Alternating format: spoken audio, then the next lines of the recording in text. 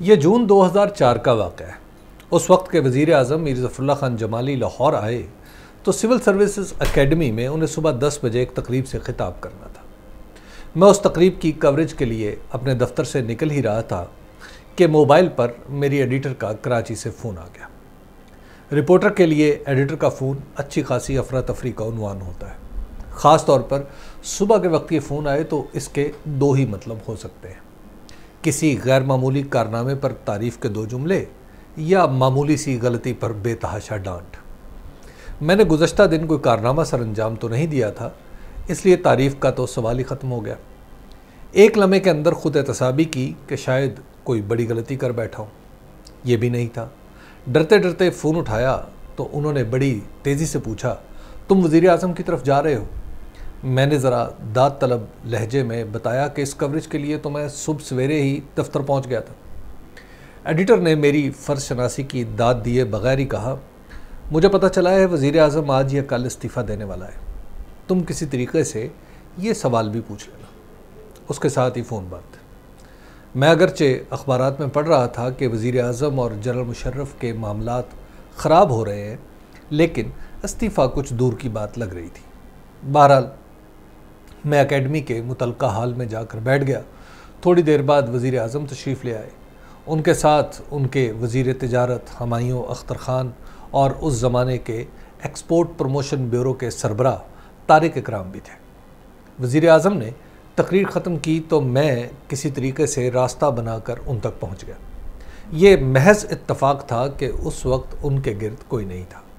मैंने पूछा, आपके इस्तीफ़े की बात उड़ रही है, इसमें कितनी सदाकत है? ज़फ़रुल्लाह जमाली ने मेरी तरफ कुछ गुस्से से देखा और कहा, यह सब झूठ है, ऐसी कोई बात नहीं, और कोई बात होती तो मेरे मुकाबले पर कोई उम्मीदवार भी तो होता। मैंने ये सुना और तारिक इकराम के पास खड़ा हो गया। थोड़ी देर में हुमायूं अख्तर ख़ान भी आ गए। मैंने उन्हें वज़ीर आज़म से अपनी गुफ्तगू के बारे में बताते हुए कहा कि वो कहते हैं कि उनके सिवा कोई चॉइस नहीं। मेरी बात सुनकर हुमायूं अख्तर ज़रा मुस्कुराए और कहा, चॉइस तो हर वक्त रहती है। मुझे ये बात कुछ बेमहल मालूम हुई। तकरीब ख़त्म हो गई, वज़ीर आज़म इस्लामाबाद चले गए और मैंने एडिटर को ये रूदात सुनाकर अपना फ़र्ज़ पूरा कर दिया। वज़ीर आज़म का एतमाद देखकर मुझे एक लम्हे के लिए सारे अखबारात झूठ का पलंदा लगने लगे, लेकिन फिर पाकिस्तान की तारीख़ याद आई तो दिमाग ठिकाने आया और हुमायूं अख्तर की बात भी समझ आ गई। कुछ ही दिनों में हालात यूँ पलटे कि मीर ज़फ़रुल्लाह ख़ान जमाली बज़ाते ख़ुद अपना इस्तीफ़ा लेकर इस्लामाबाद में चौधरी शुजात हुसैन के पास प्रेस कॉन्फ्रेंस के लिए पहुँच गए।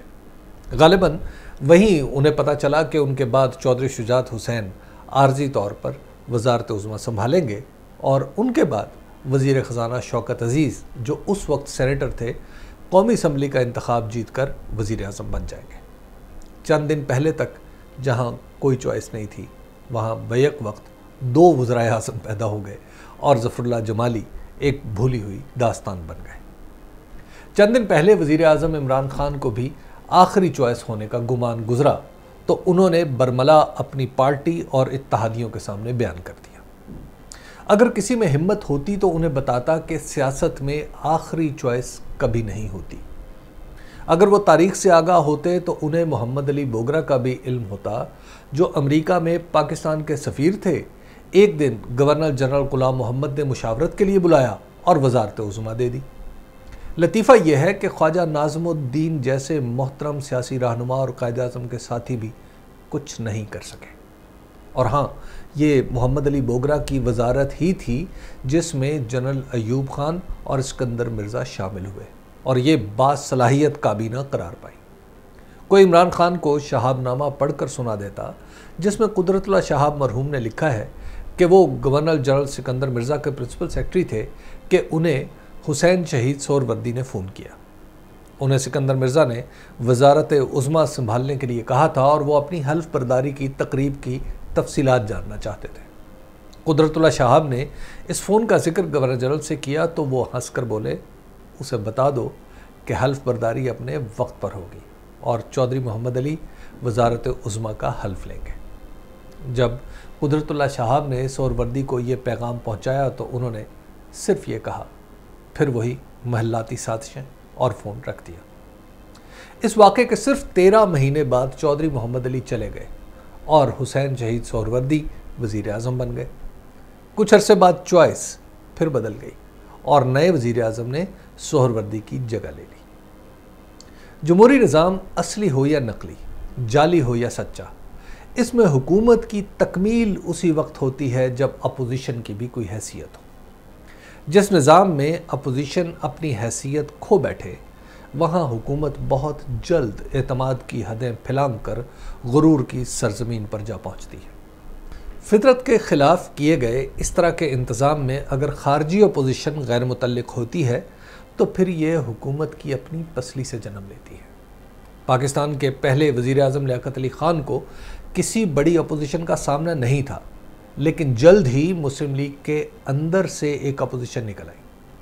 अयूब खान के मामले में जुल्फ़कार अली भुट्टो निज़ाम के पेट से जन्म लेकर उनके मुकाबले पर खड़े हो गए। ख़ुद इमरान खान को सियासी कामयाबियाँ उसी वक्त मिली जब मुस्लिम लीग नून और पीपल्स पार्टी एक ही रंग में रंगे गए। आज इमरान खान जो इतने पुरएतमाद होकर ख़ुद को आखिरी चॉइस करार दे रहे हैं, उसकी बुनियाद हिज़्ब इख्तिलाफ़ की जमातों का निढाल सा वजूद ही तो है। लेकिन इमरान खान जो नहीं देख रहे वो एक नई उभरती हुई अपोजिशन है जो उनके अपने अराकीन असम्बली को बोलने पर मजबूर किए हुए हैं। वज़ीर आज़म ये नहीं सोच रहे कि आखिर पूरा जोर लगाने के बावजूद उनके मुखालिफिन एहतसाब के शिकंजे में क्यों नहीं कसे जा रहे।